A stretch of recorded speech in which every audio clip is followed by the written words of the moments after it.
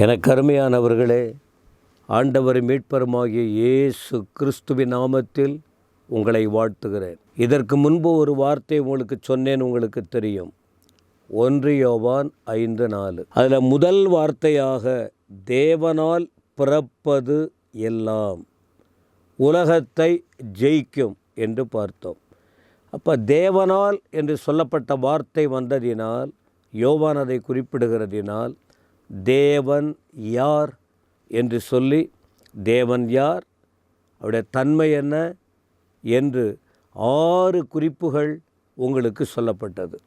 அப்போ இன்றைக்கு தொடர்ச்சியாய் இதே 1 யோவான் 5:4 இன்னொரு வார்த்தை, தேவனால் பிறப்பதெல்லாம்.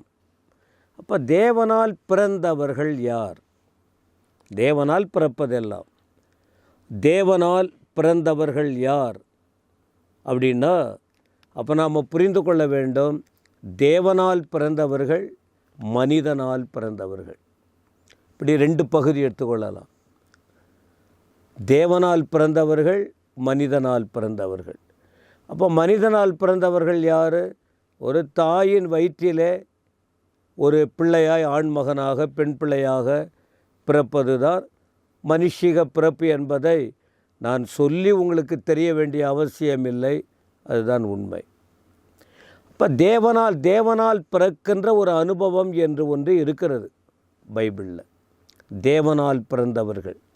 இப்போ தேவனால் பிறந்தவர்கள் என்றால் ஒரு சில வசனங்களை உங்களுக்கு குறிப்பிடுகிறேன். தேவனால் பிறந்தவர்கள் 1 யோவான் 5ஆம் அதிகாரத்தின் முதல் வசனம். இயேசுவானவரே கிறிஸ்து என்று விசுவாசிக்கிற எவனும் தேவனால் பிறந்திருக்கிறான் என்று சொல்லப்பட்டிருக்கிறது. இப்போ தேவனாலே பிறந்தவன் சொல்லப்படுறதுக்கு இப்போ நம்ம சொல்லுவோம், இவங்க கிறிஸ்தவங்க, இவங்க ஊழியக்காரவங்க, இப்படியெல்லாம் நம்ம சொல்லுவோம் பாருங்கள். தேவனால் பிறந்தவர்கள் அப்படின்னா மற்றவர்களால், பிசாசால் கூட பிறந்தவங்க அப்படியெல்லாம் சொல்லுவாங்க, உனக்குள்ளே பிசாசு இருக்காங்கன்னு. இப்போ தேவனால் பிறந்தவர்கள் அவங்க யார் அப்படின்னு தெளிவாக சொல்லுது. இயேசுவானவரே கிறிஸ்து என்று விசுவாசிக்கிற எவனும் தேவனால் பிறந்திருக்கிறார். இப்போ இதில் ஒரு சத்தியம் தெரியுது. நான் தேவனுடைய பிள்ளைன்னா, தேவனால் பிறந்தவர்கள் என்றால் கிறிஸ்து, இயேசு கிறிஸ்து, அவரை விசுவாசிக்கணுமா? அப்போ இயேசு கிறிஸ்துவை விசுவாசிக்கிறதுனா என்ன? இயேசு கிறிஸ்து அவர் மேசியா, இயேசு கிறிஸ்து அவரும் தேவகுமாரன், இயேசு கிறிஸ்து அவர் பிதாவின் அடுத்து ஆழ்தத்துவத்தில் 2வது, இயேசு கிறிஸ்து அவர் இந்த உலகத்துக்கு வந்தார், இந்த உலகத்திலே அவர் பிறந்தார், வளர்ந்தார், வாழ்ந்தார், ஊழியம் செய்தார், நன்மை செய்தார், மரித்தார், அடக்கம் பண்ணப்பட்டார், 3ஆம் நாள் உயிரோடு எழுந்தார், இன்றைக்கும் அவர் உயிரோடு இருக்கிறார். அவர் தம்மை நம்புகிற பிள்ளைகளுக்காக தேவனுடைய ராஜ்யத்தில், பரலோக ராஜ்யத்தில் ஸ்தலத்தை ஆயத்தம் பண்ண போயிருக்கிறார். அதை ஆயத்தம் பண்ணின பின்பு மீண்டும் வரப்போகிறார். இதையெல்லாம் விசுவாசிக்கிறவர்கள் இதை விசுவாசிக்க வேண்டும். அவர்கள்தான் தேவனால் பிறந்தவர்கள் என்று சொல்லப்பட்டிருக்கிறது. இப்போ தேவனால் பிறந்தவர்கள் என்று சொல்லி 2வது இன்னொரு காரியம் சொன்னால், யோவான் 1:12 அதிலே சொல்லப்பட்டிருக்கும், அவருடைய நாமத்தின் மேல் விசுவாசம் உள்ளவர்களாய் அவரை ஏற்றுக்கொண்டவர்கள் எத்தனை பேர்களோ அத்தனை பேர்களும் அவருடைய பிள்ளைகளாகும்படி அவர்களுக்கு அதிகாரத்தை கொடுத்தார் அப்படின்னு சொல்லியிருக்கு. ஏற்கனவே பார்த்தோம், இயேசு கிறிஸ்துவை விசுவாசிக்கிறவர்கள், ஏறக்குறைய அதே தான் இந்த யோவான் 1:12 இயேசு கிறிஸ்துவை உள்ளத்தில் அவர்தான் என்னுடைய தேவன் என்று அங்கீகரித்தவர்கள். அப்படின்னா சொல்கிற வார்த்தையை விசுவாசத்தோடு, இதற்கு முன்பு நான் வேறு வேறு வார்த்தையை நம்பினேன், மற்றவர்கள் சொன்ன கருத்துக்குள்ளே கடந்து போனேன், இதன் மீது எனக்கு நம்பிக்கை இல்லாதிருந்தேன்.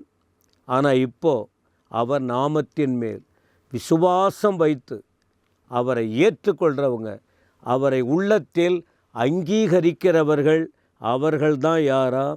தேவனால் பிறந்தவர்கள். இவர்களுக்கு தான் ஆசீர்வாதம், தேவன் வைத்திருக்கிற ஆசீர்வாதம். இவர்களுக்கு ஆண்டவர் ஏராளமான நன்மைகளை வைத்திருக்கிறார். இதே பரிசுத்த வேதாகமத்தில் நிறையா சொல்லி காட்ட முடியும். தேவனால் பிறந்தவர்கள் யார்? இயேசு கிறிஸ்துவை உள்ளத்தில் அங்கீகரித்தவர்கள். அரக வசனம் என்ன சொல்லுது? அவரை ஏற்றுக்கொண்டவர்கள். இதுக்கு முன்னாடி நான் வேறு ஒரு காரியத்திற்கு என்னுடைய வாழ்வை ஒப்பு கொடுத்தேன். ஆனால் இப்போது இயேசு கிறிஸ்து தேவன் என்று நான் அறிந்து கொண்டேன்.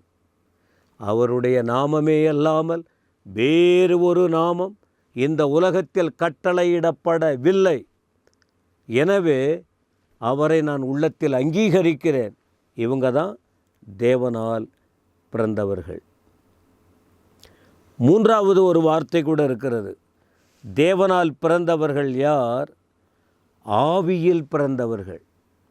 இதை ஏற்கனவே நம்ம சொல்லியிருக்கிறோம். யோவான் 3:6, யோவான் சுவிசேஷம் 3ஆம் அதிகாரத்தின் 6ஆம் வசனத்தில் ஒரு பரிசேயன் ஒருவன், நிக்கோதேமு என்று சொல்லப்பட்ட யூதர்களுக்குள்ளே அதிகாரியான நிக்கோதேமு என்னப்பட்ட ஒரு பரிசேயன், அவனை குறித்து சில வார்த்தைகளை சொல்லும்போது 3ஆம் வசனத்தில் சொன்னார் ஆண்டவர் இயேசு, நீங்கள் மறுபடியும் பிறவாவிட்டால், ஒருவன் மறுபடியும் பிறவாவிட்டால் தேவனுடைய ராஜ்யத்தை காணமாட்டான் என்று சொல்லுகிறேன். மெய்யாகவே மெய்யாகவே சொல்லுகிறேன். இதை சொல்லிட்டு நிக்கோதேமு கேட்குறார், மனுஷன் முதிர் வயதாக இருக்கும்போது வயசாயிடுச்சு, எப்படி அவன் பிறக்க முடியும் என்ற ஒரு கேள்வியை சொல்லுகிறார்.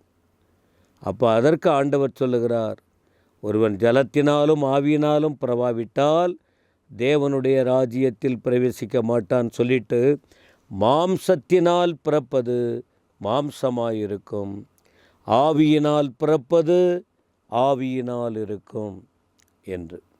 தேவன் ஆவியாக இருக்கிறாருன்னு குறிப்பிட்டேன். அப்போது ஆவியினால் பிறந்தவர்கள் அவருடைய தேவனால் பிறந்தவர்கள் என்று சொல்லப்பட்டிருக்கிறது. எனவே இது சொல்லும்போது உங்களுக்கு புரியாது. ஆனால் இந்த வசனங்களை படிக்கும்போது, இந்த வசனங்களின் ஆழங்களை உணரும்போது தான் என்னுடைய ரகசியம் உங்களுக்கு புரியும். இந்த சிலாக்கியம் என்ன என்று அறிந்து கொள்ள முடியும். ஆக இந்த 3 காரியம், இயேசு கிறிஸ்துவ உள்ளத்தில் விசுவாசிக்கணும், அவரை அங்கீகரிக்கணும், ஆவியிலே பிறந்தவர்கள், இவர்கள்தான் தேவனால் பிறந்தவர்கள். இவங்க தான் ஜெயமுள்ள வாழ்க்கை வாழ முடியும். உங்களுக்கு ஜெயம் வேணுமா? நீங்கள் தேவனால் பிறந்தவங்களா? இந்த வார்த்தையை வச்சு யோசித்து பாருங்கள். அப்படி இல்லாவிட்டால் அந்த எல்லைக்குள்ளே வந்துருங்க. கர்த்தர் உங்களை ஆசீர்வதிப்பாராக. ஆமேன், ஆமேன்.